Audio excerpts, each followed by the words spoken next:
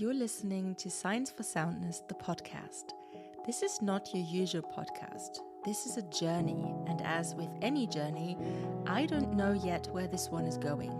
If anything, I'm hoping to inspire you to take the first step, even if it's into the unknown, even if you don't know where you're going and you do it scared.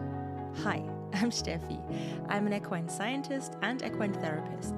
I've made it my mission to support horse owners on their individual journey of horse-human connection and personal growth. I want you to know that I'm with you on this one.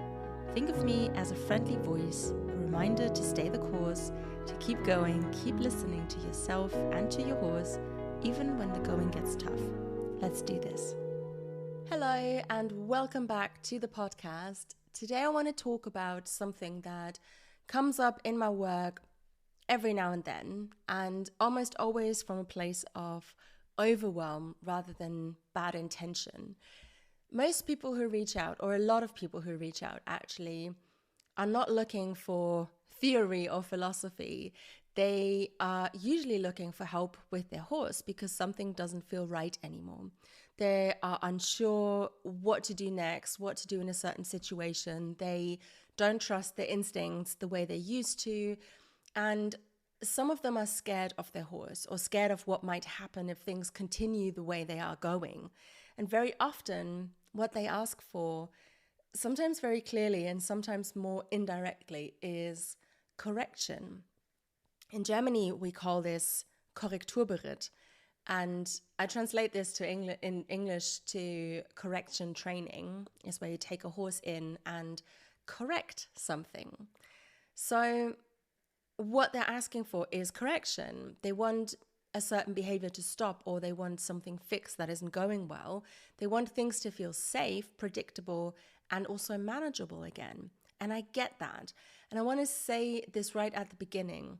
It makes sense. When you're responsible for a large, sensitive animal and something feels off, wanting clarity and control is a very human response. And it doesn't mean you don't love your horse. It means you're trying to regain some sort of solid ground again. But over the years, working with many different horses and also humans, I've noticed something really important. And that is correcting behavior doesn't resolve the reason that behavior exists in the first place. And very often, the more we focus on correction of said behavior, the further we move away from understanding the horse standing right in front of us. Because behavior is what we can see. It is the part that affects us most directly. It's the buck, the bolting, the refusal to be bridled. It's the tension, the constant skittishness, or the shutdown. And because it's visible, it is very tempting to treat this as the problem. But behavior is almost never the starting point, friends. It's the outcome of something else happening underneath. And I see this very clearly with horses who start, for example, rushing under saddle. A rider might say he's getting strong, or she's running through the contact, or I need someone to correct this before it gets dangerous. And I understand that fear. I really do. Rushing can feel unsafe. Trust me, as the rider and owner and friend of 2 Tennessee walking horses, if you're not used to that, that can feel a bit scary. It can feel like you're losing control. And actually, I understand that rushing under saddle can also shake your confidence very quickly. So correction is often applied. For example, stronger aids, or we use firmer riding, different equipment, maybe more pressure. And sometimes from the outside, it looks like it is actually working. The horse is slowing down and the behavior is changing. But when you really look at the horse in those instances, you often see something completely different. You see a body that is still tense. You see a back that isn't moving freely. You see a horse who is bracing because slowing down doesn't feel safe or comfortable in their body. The rushing wasn't the problem. It was the horse's solution to something. So when we correct that solution without addressing what made it necessary in the first place, we haven't actually helped the horse feel better at all. We've just taken away one option by which they were coping. Another example I see constantly is the horse who starts resisting being tacked up. Ears are going backwards. The horse might be stepping aside, stepping away. You might see tightening through their body, sometimes escalating to biting or even kicking or threatening to kick. Very quickly, this gets labeled as behavior problem. The horse is being disrespectful, air quotes. They're being rude. They need boundaries, or again, they need correcting. But when you slow this down, it very often is something completely different. You have a horse in front of you that is voicing discomfort, a saddle that doesn't fit, for example, or a sore back from a saddle that didn't fit in the past. Or maybe it's the anticipation of something that doesn't feel good once the work starts, or it might be the girth fit that is really uncomfortable and hurting them with each stride. Or it might simply be a horse whose early, quieter signals were ignored already. So they've had to make them louder in order to be heard. That's what's going to happen. Correcting that behavior might make the horse stand still, sure. It might make the tacking up process look calmer on the outside. But again, it doesn't change how the saddle feels on their back for them. It doesn't change their anticipation in their nervous system. It just teaches them that expressing discomfort isn't welcome and they need to shut it down. This is where the difference between correction and rehabilitation becomes really important. And I want to throw that lens in here because I feel like this will provide us with a much deeper understanding of our horses. Correction is usually human-centric, meaning it starts from what we need to stop happening. It focuses on what feels unsafe, inconvenient, or disruptive to us humans. That doesn't make us selfish, it makes us human, but it does mean the horse's internal experience often becomes secondary to that. Whereas the way I look at things, I don't do correction training, I help with rehabilitation. And rehabilitation, in the way that I work with, is equine-centric. It starts from a different question, not how do I stop this behavior, how do I fix it, but what is out of balance here? What is this horse compensating for? What does this body, this nervous system, this relationship need in order to reorganize and regain balance? And when I say rehabilitation, I don't mean that the horse is broken. Most horses are not broken, but many horses are compensating. They've adapted to discomfort, they've adapted to confusion about aids, they've adapted to environments or expectations that didn't quite work for them at some point in their lives. And adaptation is not a flaw, it is actually intelligence. So another situation that comes up a lot is the horse who shuts down, the one who looks calm, quiet, and maybe even good on the outside, the horse who doesn't cause trouble, doesn't react much, doesn't say no to anything.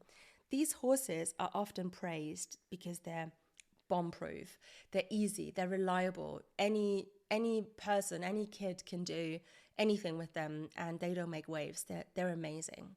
But when you really pay attention, you often see a horse who isn't fully present. You see a horse who has learned that the safest option is to do very little, feel very little, and ask for nothing. That is so sad. That is such a small world where expression is not wanted. Correction training rewards this. Rehabilitation gently asks a different question, and that is, does this horse actually feel okay? There is another group of horses I want to talk about here because they're often described as unpredictable. Fine one day and then difficult the next, calm in one situation and then reactive in another. These horses make people feel like they're constantly walking on eggshells, like not sure what to expect next. And again, I understand why correction feels appealing here. If we could just make the horse more consistent, more reliable, then everything would feel easier for us. But when you look closely, these horses are often highly sensitive. Their bodies feel different from day to day. Of course they do. They're individuals with individual experiences.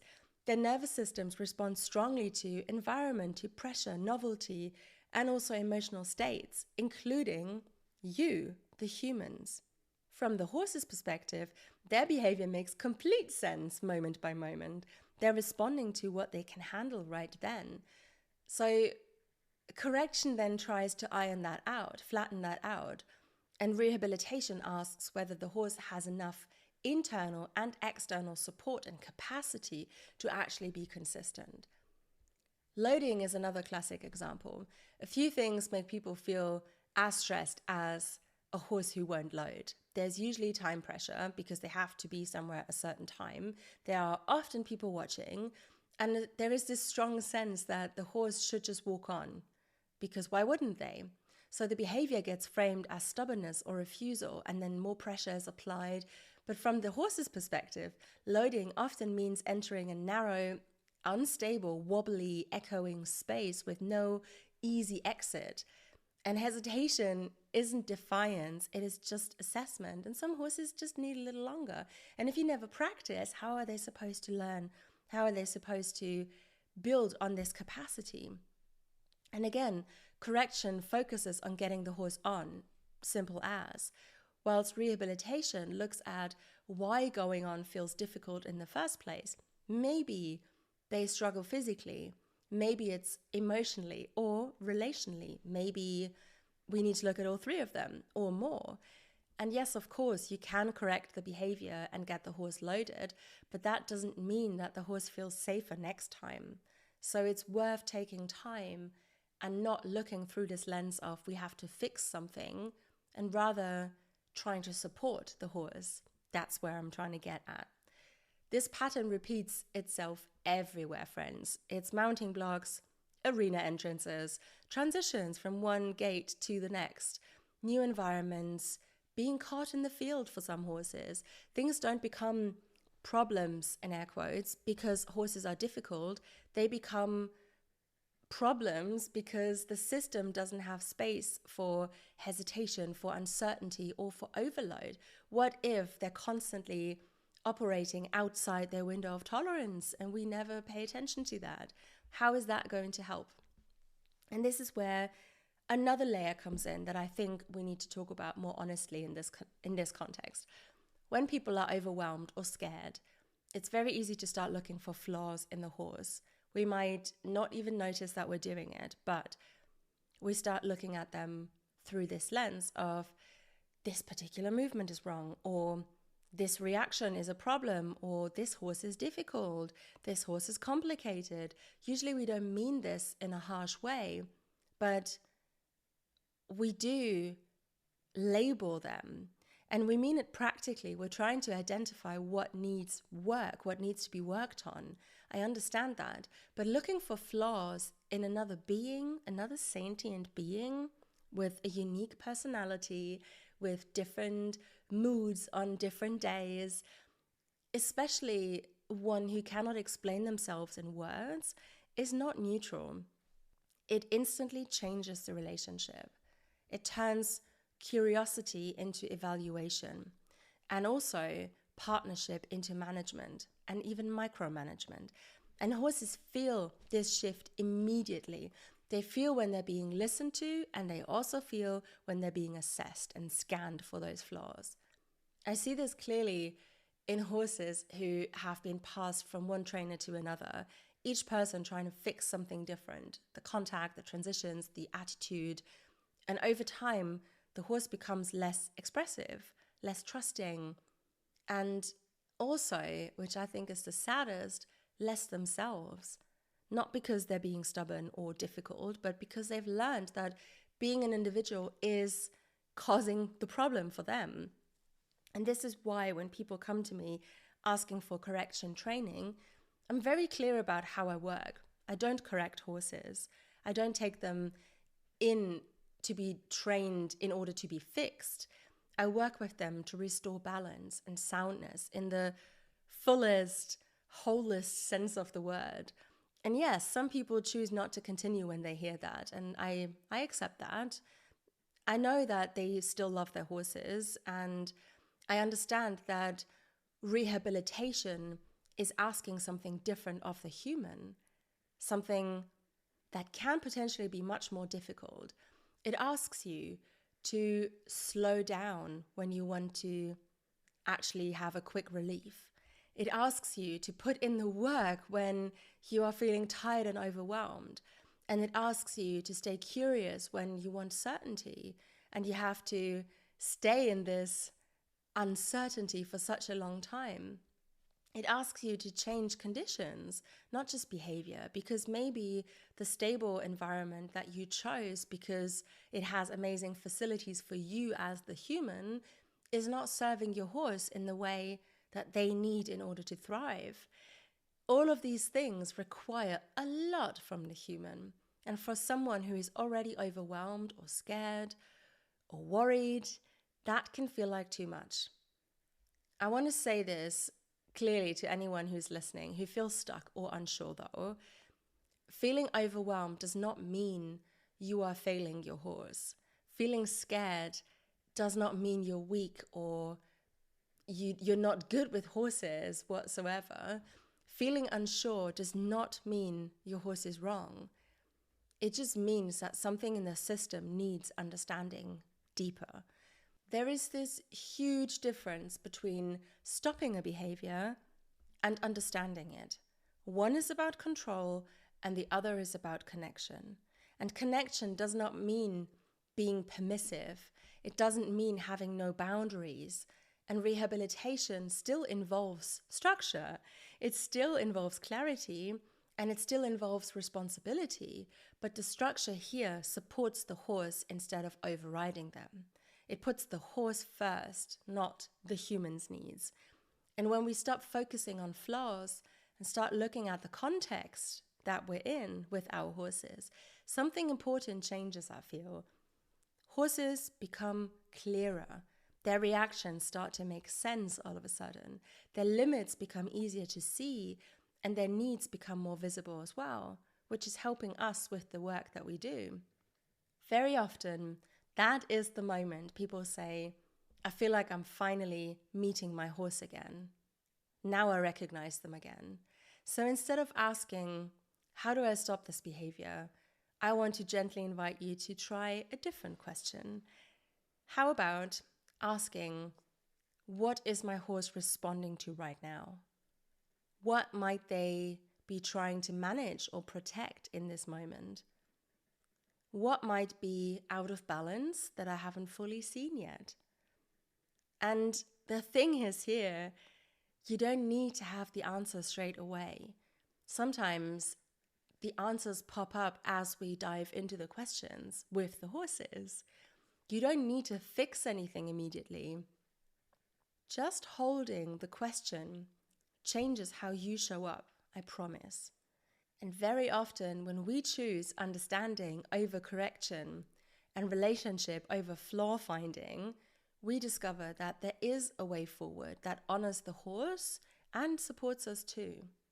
That's where real change begins.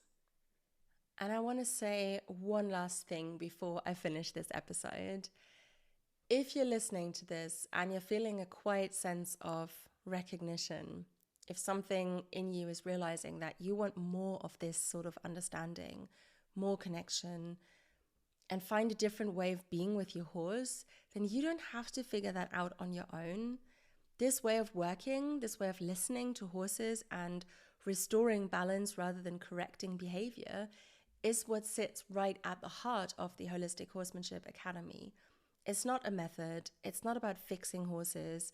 It's a space for people who want to understand their horses more deeply, without force and without reducing them to problems. And if that resonates, you can find more information on my website. And if not, that's okay too. I'm glad you're here. I'm glad you're asking these questions for your horse. I'll see you soon. Hi friend, I hope you found something in this episode that resonated with you. I'm beyond grateful that you hung out with me today for a little while, and I do hope that you come along for the ride. make sure you subscribe to the podcast, and if you feel like it, leave a review. Your feedback is greatly appreciated. If you have any questions or would like me to talk about a certain topic, check the show notes for ways to get in touch. I can't wait for next time. You got this.